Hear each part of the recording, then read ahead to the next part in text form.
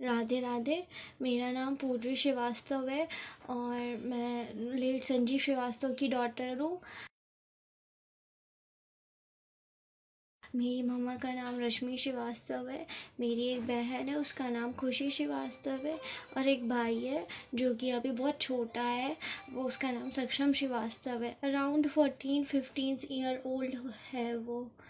और मैं आप लोगों को एक बहुत बड़ी बात बताने चाह रही हूँ। आप प्लीज़ उसको ध्यान से सुने और प्लीज़ मेरी और हमारी फैमिली की हेल्प करें। हमें आपकी हेल्प की बहुत ज़रूरत है। एक्चुअली कहानी यहाँ से है कि 2017 में मेरे पापा, हम लोग सब शादी में जा रहे थे। हमारे मामा के बेटे की शादी थी, तो दादी ने उन्हें रोक लिया। 28 अप्रैल की थी, तो दादी ने रोक लिया कि तुम मत जाओ। पापा को रोक लिया और बोला कि बहू के साथ तो इतने सारे लोग जा रहे हैं, तुम हमारे साथ चलना, हमारे मायके में शादी है।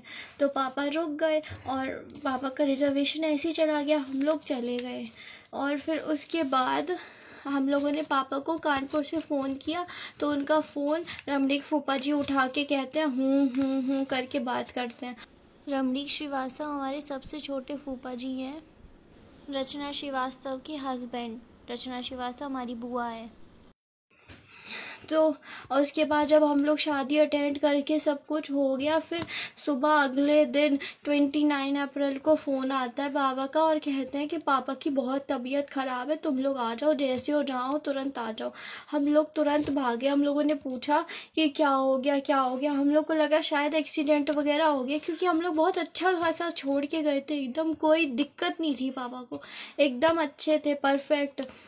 जैसे अभी हम आपके सामने खड़े बिल्कुल ऐसे ही, कोई भी प्रॉब्लम नहीं थी। और जब हम वापस आए ना, तो वो हमें बोलते हुए भी नहीं दिखे। और जब हम पापा से पहली बार मिलने गए, तो पापा की आंखों से आंसू बह रहे थे। हम लोगों का हाथ पकड़ लिया, लेकिन एक शब्द भी नहीं बोल पाए हम लोगों से।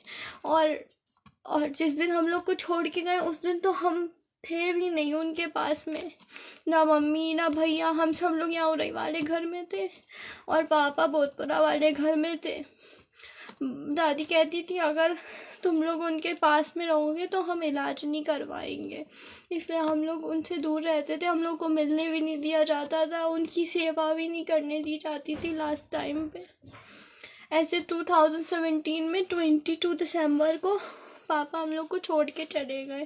पता नहीं उनको क्या हुआ था, कुछ भी नहीं पता। और हम लोगों को पूरे गांव को पता है कि उन्हें जानबूझ के जान से मारा गया, जानबूझ के उनके साथ कुछ ऐसा किया जिससे वो कुछ शेयर ही नहीं कर पाए कि उनके साथ हुआ क्या, और हम लोग को छोड़ के चले गए।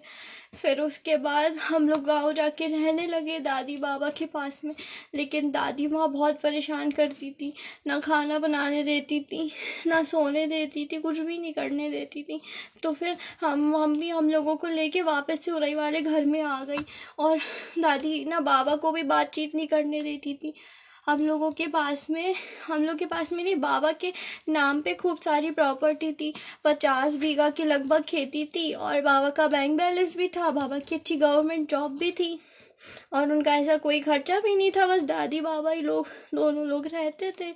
लेकिन फिर उसके बाद, फिर भी इतना सब कुछ होने के बाद भी हम लोग अपना घर का खर्चा ट्यूशन पढ़ा के चलाते थे। 5 घंटे ट्यूशन हम पढ़ाते थे, 5 घंटे मेरी छोटी बहन ट्यूशन पढ़ाती थी। फिर उससे हम लोग अपनी पढ़ाई का खर्चा देते थे और घर का खाना पीना चलाते थे। फिर उसके बाद अभी 2024 9 फरवरी को हमारे दादाजी की डेथ हो गई। वो भी कुछ नहीं पता चला कि उनको क्या हुआ। उनकी भी संदिग्ध मृत्यु हुई, बिल्कुल पापा की तरह, बिल्कुल सब कुछ पापा के जैसे सेम। बाबा की डेथ के पहले बाबा ने हम लोगों को फोन किया हुआ था, 3-4 दिन पहले की बात है। राधे राधे बेटा, खुद ही बोल रही ना? हाँ बाबा। भैया कहाँ है? भैया घर पे है। अच्छा, हम ये सोच रहे हाँ बाबा बताओ। कि हमें वैसे ही बता दो बेटा, जो हम एक दिन मिलना चाहते तुमसे और भैया से। ठीक है। तो उरे ही मिलेंगे। कहाँ पे बाबा? घर पे? हाँ, घर पे नहीं रखेंगे। ठीक है। ठीक है, क्या हुआ बाबा? कुछ नहीं बेटा, जो हमें बहुत जरूरी बात करनी है, अपने दिल की बात कर रही है। आप बताओ। रो रहे थे फोन करके। क्या हुआ, आपकी तबीयत सही नहीं है? फिर बताएंगे। बाबा हमें टेंशन हो रही है, हम अभी आए घर?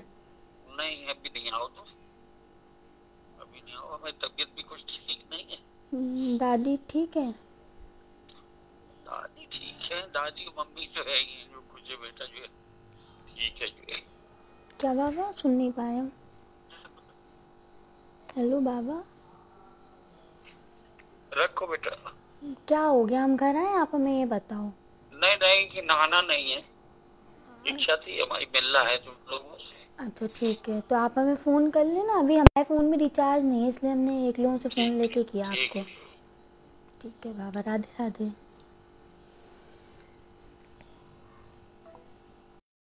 कह रहे थे बेटा कुछ दिल की बात करनी, तो हम लोगों ने कहा बाबा घर आ जाए, तो बोले नहीं नहीं घर नहीं आना। तो हमने पूछा दादी कैसी है, तो कहने लगे दादी तो है जो कुछ है। तो उसके बाद लेकिन बाबा रो रहे थे, तो हम लोग चले गए घर। बाबा को हम लोग ये नहीं समझ पाए कि अगर हम घर चले जाएंगे तो दादी और बुआ लोग मिलके बाबा को मार ही डालेंगी जान से।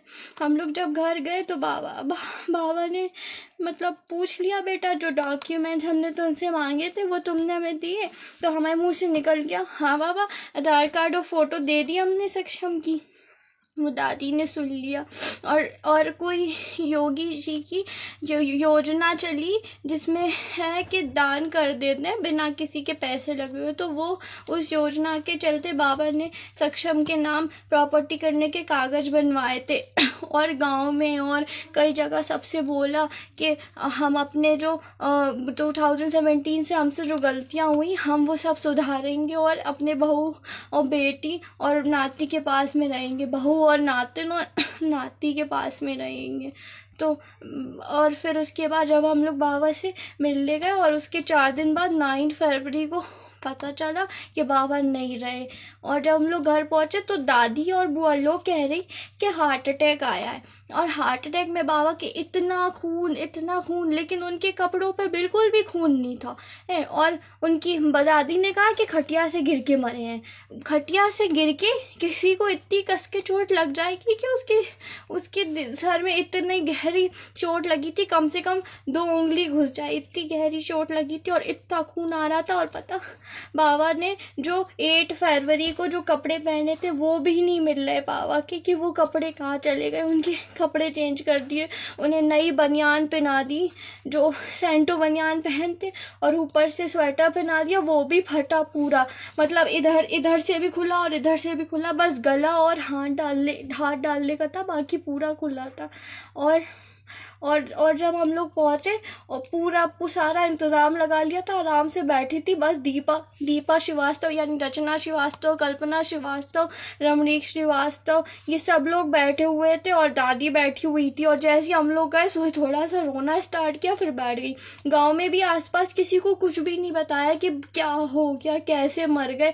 और जब पिछली बार बाबा को थोड़ी सी दिक्कत हुई थी तो पूरा गाँव इकट्ठा हो गया था, और इस बार वो मर भी गए तो किसी को पता तक नहीं चला। 8 बजे गांव वालों को पता चला कि बाबा नहीं रहे। ये सब कुछ पूरा प्लान सिर्फ हमारी प्रॉपर्टी के पीछे किया। हम लोगों के मतलब बाबा के पास में जो 50 बीघा खेती और जो पैसे और जो घर है उरई का और बोधपुरा का, इन सबको पाने के लिए।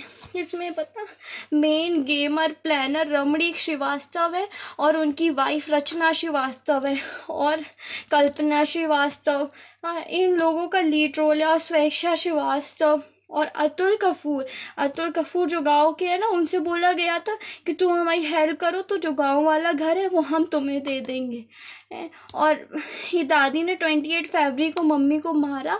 दादी ने, अतुल कपूर ने, स्वेच्छा, रिया अतुल कपूर की बेटी, कल्पना और दीपा श्रीवास्तव यानी रचना श्रीवास्तव और रमणीक श्रीवास्तव गाड़ी में बैठे थे रेड कलर की। हमारे घर में जो कैमरे लगे थे उनसे दूर, और कैमरे की CCTV भी फोड़ दी। और जो DVR होती है उसकी रिकॉर्डिंग भी डिलीट करा दी 8-9 की, कि बाबा के संग क्या हुआ वो भी कुछ नहीं मिला, और CCTV फोड़ दी ताकि हम लोग कुछ देख भी ना पाए। फिर पुलिस आई और पुलिस के पास हम लोग गए, पुलिस ने हम लोगों की एप्लीकेशन चेंज कर दी उनसे पैसे लेके। वो यहाँ से जो पैसे लेके भागी है ना, हम लोग का पैसा, बाबा का पैसा, वही पैसा हर जगह भर रही है, हम लोगों के खिलाफ यूज़ कर रही। और जो रचना श्रीवास्तव है ना, वो मानवाधिकार एवं अपराध नियंत्रण में महासचिव है, शायद कुछ ऐसी पोस्ट में है। RSS में महिला संयोजिका समन्वय की पोस्ट में, तो इस चक्कर में सब लोग उनकी हेल्प कर रहे हैं। अपराध नियंत्रण में होके खुद अपराध कर रही है हम लोग के साथ में।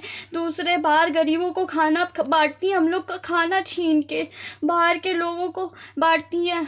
और मेरा भाई जिसके पास कुछ नहीं है पढ़ने के लिए, वो ऐसे स्कूल में पढ़ रहा आचार्य नरेंद्र देव में, जहाँ 50 रुपये साल भर की फीस लगती। इतना सब कुछ होने के बाद हम लोग पढ़ नहीं पा रहे, इतना परेशान है। पुलिस स्टेशन जा रहे, कहीं SP ऑफिस जा रहे, कहीं कहीं जा रहे, बस घूम रहे, अपनी पढ़ाई नहीं हो पा रही। हम लोग को इतना परेशान करे भाई। अभी हमसे एक दिन कह रही थी कल्पना श्रीवास्तव और रचना श्रीवास्तव कि मैंने अपने बाप को नहीं छोड़ा, अपने भाई को नहीं छोड़ा ज़मीन के पीछे, तो तेरा भाई लगता क्या है? ये तो छोटा सा है, इसको तो हम चुटकियों में निपटा देंगे। और धमकी दे के गई कि अगर हम लोग इस घर से नहीं निकले, उरई वाले घर से, तो हम लोगों की सारी ज़मीनें बेच देंगे, कुछ भी हम लोग के लिए नहीं छोड़ेंगे।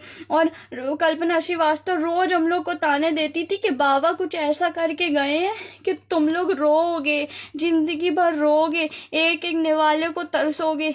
कल्पना श्रीवास्तव कहती थी सबसे बड़ी वाली। और जब पापा थे ना, तो पापा से जब इनकी लड़ाई हुई थी, इनने पापा से कहा था कि हम तुम्हें धूल में मिला देंगे, और कह रही थी हम जो कहते हैं वो करते भी हैं। पापा को छीन लिया, मेरे बाबा को छीन लिया, मेरे भाई के पीछे पड़ी है। सब पूरा घर हम लोग का बर्बाद कर दिया ज़मीन के पीछे। 2 कौड़ी की ज़मीन के पीछे हम लोग की पूरी फैमिली बर्बाद कर दी। हम लोग इतने बड़े बड़े हो गए, कोई भी नहीं है घर में हम लोगों के बड़ा। मम्मी है, वो भी बीमार रहती है। हमने तो मम्मी से ही कहा था कि तुम बोलो, लेकिन वो बोल नहीं पा रही थी, इसलिए हम आपके सामने आके बोल रहे। प्लीज़ हम लोगों की हेल्प कर दो।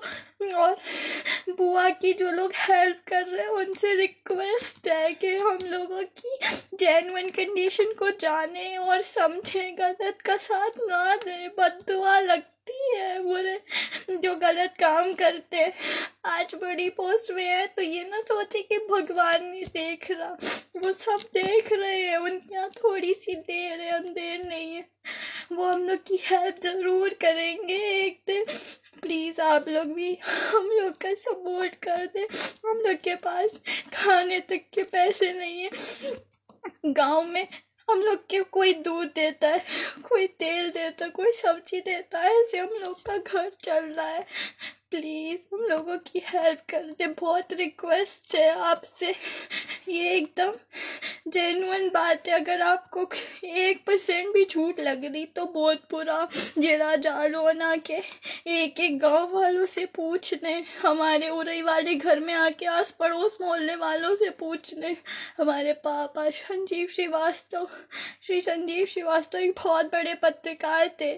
रचना श्रीवास्तव जानती थी उनके जीते जीते वो एक टुकड़ा भी नहीं ले पाएंगी, इसलिए उन्होंने सबसे पहले उनको रास्ते से हटाया, फिर बाबा को, क्योंकि बाबा का झुकाव हम लोग की तरफ हो गया था। वो सब कुछ सक्षम के नाम करने वाले थे तो उन्हें रास्ते से हटा दिया, और अब दादी को लेके फरार है। हम लोगों की ज़मीन के पीछे हाथ पैर धो के पड़ गई हैं, और जबकि वो अपने घर में पूर्णतः संपन्न है, सुख से है, कोई दिक्कत नहीं है, फिर भी उन्हें हमारा हिस्सा चाहिए। पता नहीं क्यों नहीं जीने दे रही हम लोगों को, और हमसे कहती है कि तुम लोग मेरा कुछ नहीं बिगाड़ पाओगी, प्रशासन मेरा है।